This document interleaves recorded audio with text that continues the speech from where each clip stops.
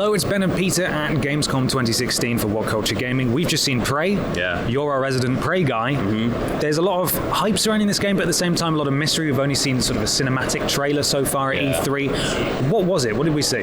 We saw some gameplay, which was very exciting, and I think it's completely changed our thoughts about what the game might actually be. I mean, the teaser didn't reveal anything, it didn't reveal much to begin with anyway, but the gameplay I didn't expect and has given us a lot to talk about. So from what we can gather, it's set on a massive spaceship. As you could see in the cinematic trailer, the main character seems to think that he is on Earth somewhere, in some sort of dystopian beautiful city, but then things start to unravel. His mental state is deteriorating, and it reveals that actually he's in space and something's very wrong. So what we were told, we don't know much, but what we were told is that there's some kind of human experiment to further humanity. So it looks like they're in space somewhere, something's gone wrong, aliens are on the ship, and that's where it kicked in for us. It had, to me, a kind of a bit of a Dead Space kind of feel. Obviously not as kind of gory and horror-like, but that kind of mysterious. You seem to be maybe on your own on the ship, or certainly what we saw. There were no other human beings there. But also, we both got a very Bioshock kind of vibe from it, didn't we? I noticed that the UI on looting a body was almost identical, for one thing. But even just, in a more general sense, you're in a kind of dilapidated, what was probably once a great marvel of technology and now is kind of falling apart on your own, scary things around every corner, and there are sort of powers to be had. You can absolutely tell that it's developed by Arcane Studios, the same people who are doing Dishonored 2 and Dishonored 1, of course. You have powers, you have weapons. You start with a wrench, which you made a note of. You thought that was quite interesting? Well, I mean, I played Prey 1, which is why I'm apparently the go-to Prey guy for What Culture. And this doesn't seem to be linked to that whatsoever, but one of the first shots we saw was he had a monkey wrench, and I was like, oh, that was the first weapon you had in Prey, the original Prey. Right. Maybe that's a thing, but I think it's just a reasonably common melee weapon in any game, and there was no kind of echo there whatsoever.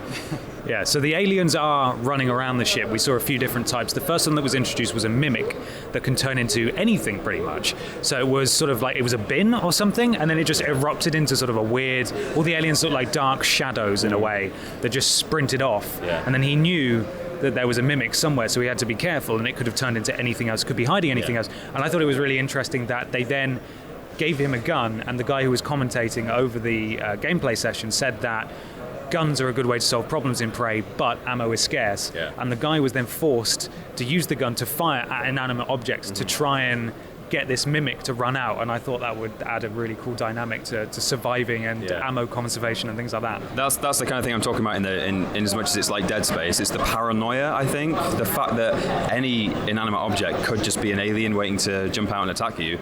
It's scary, and the Bioshock link is that there are guns, but ammo is scarce, and it's down to you to use, I guess, your wrench. Maybe there'll be other melee weapons and the powers. So you mentioned the mimic. One of the things that they said is, oh, well, it's only fair that you should be able to take some of the powers from the aliens, and you do indeed get the opportunity to become a mimic of your own, which can be used in some amazing ways. Yes. We saw, for example, in terms of problem solving, and there's a couple of weapons that let you do this as well, we'll talk about in a second, but he used the mimic power to become a teacup to roll through the sort of slit on a, as you described it earlier when we were talking about it, as a postal office kind of thing. A little kind of post your package. You put your thing under the window. So he rolled through that, then unmimicked, pressed a button or grabbed some equipment or that kind of stuff.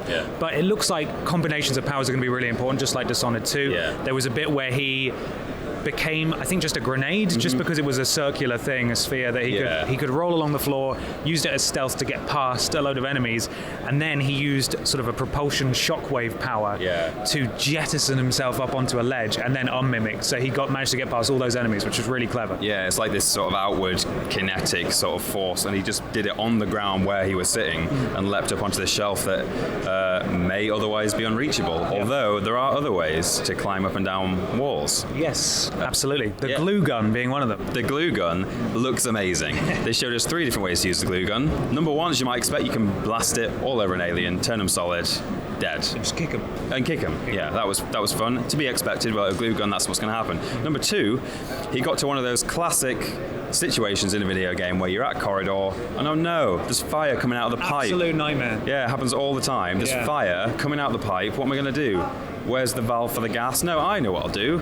Put a blob of glue on the pipe, just shot it really quick, simple, fire goes away. And number 3, I was so impressed by. He had to ascend another ledge and he just glued this ramp. He sprayed glue up the wall and walked up it and got up the ledge. So when you add that kind of capability into a game, the puzzles can be on a massive scale. Yeah.